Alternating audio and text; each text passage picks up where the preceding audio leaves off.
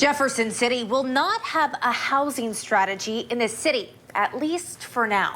During tonight's city council meeting, city leaders were supposed to vote on a $90,000 contract with Housing Innovations Group. The strategy would have helped the city with its long-term housing options. But city leaders asked that the plan be taken back to admin.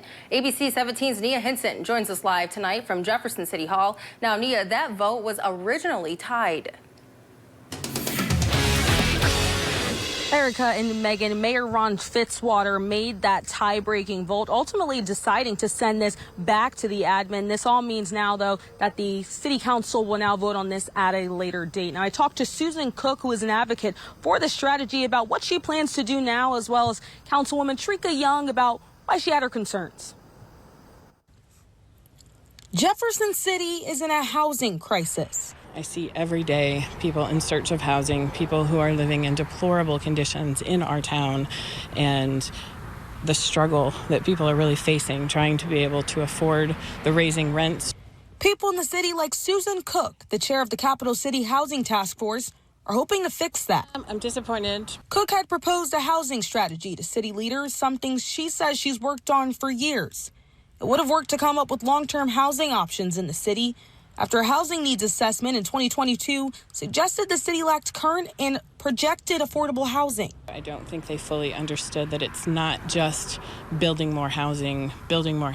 There's preserving housing stock, there's rental properties, there's dealing with tenant protections. City leaders pushing back on the strategy tonight, ultimately asking Cook to bring the plan back to admin.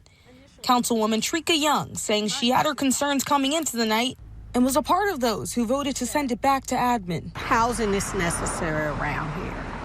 We need it. I want to make sure that approving this will not take away from the roads being able to be repaired in a fashion that would help us as well. The city would have used money from the disaster recovery account to pay for the $90,000 strategy. Cook saying she's worried about those funds having a deadline and being crunched for time trying to spend the money on the strategy before that deadline comes. In the meantime, she plans to get back to work and continue to focus on what the people in Jeff City need. I asked Cook when we might expect to see the council vote on this again. She tells me it's too early to know right now because that'll depend on when this gets put back on the admin's calendar. It also isn't clear right now what the $90,000 would go towards if this ultimately is not approved. Reporting live in Jefferson City, Nia Hinson, ABC 17 News. All right, thank you, Nia. The Jefferson City Council also voted on the first phase of a gated community on Wildwood Drive. The council voted unanimously to pass the plan. Developers now have the green light to start the process on 24 units. This phase also includes the construction of a new private street that will be the gated entrance of the subdivision. The project would create 140 new units.